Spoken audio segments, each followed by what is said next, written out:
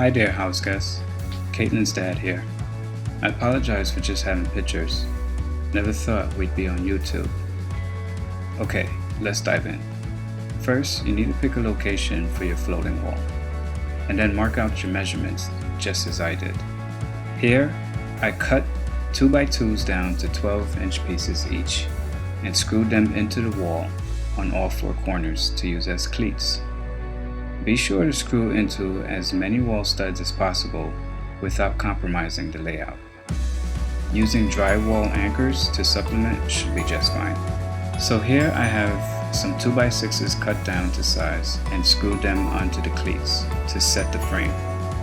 I used 2x6s purposely to support the width of the electric fireplace and to create some wall depth. I have the TV mounted on the wall to calculate how much space is needed for the rest of the framing. Take note that the TV will remain mounted on the wall and will not be resting on the floating wall like it appears to be. By the way, be sure to get a tilting TV mount if your TV is going to be mounted this high.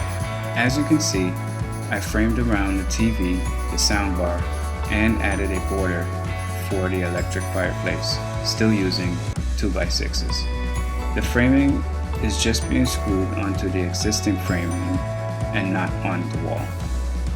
FYI, this was Caitlin's show, not mine. Okay, maybe mine just a little. This is a quick dry fit for the electric fireplace. Take note that most electric fireplace contains a blower on the top of the unit instead of on the front. So I chose this particular model to avoid blowing heat towards the TV and soundbar. I'll leave the link in the description below. Although it's hard to tell, I added more framing to support the electric fireplace. I must admit, the flame doesn't look too bad for a fake one. So here I started adding some plywood and screwed it into the existing framing. I also added some shims to test out the look. So far so good. More plywood was added piece by piece in sections. Be sure to measure twice and cut once. Take note that the plugs for the equipment are going to run through a hole I drilled on the side of the frame. Luckily, the plug outlets were in a perfect location for this project and would not be visible since the plywood had it covered. The plywood is complete. Next step is to add the shims. This part was the most tedious part of all. With plenty of interruptions, this part took me about a week to finish. I used a brad nailer and some 1-inch nails to tack them onto the plywood, one by one. As you can tell, I started at the top and worked my way down. There was no special design.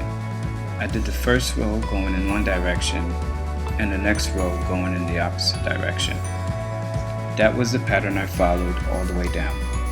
I purchased some LED lights on Amazon to add some seasoning to the wall. This was just a dry fit to see what it would look like. Definitely no regrets. After what felt like forever, I was finally finished shimming the wall, literally. FYI, you notice just under the soundbar, there's an empty section there in the center. That's because I want to add a wooden family portrait right in that spot. Feel free to try and guess what movie I had on at the time in the comment section below. And there you have it, folks, a floating wall. I added more lighting on the bottom to complete all four sides of the wall.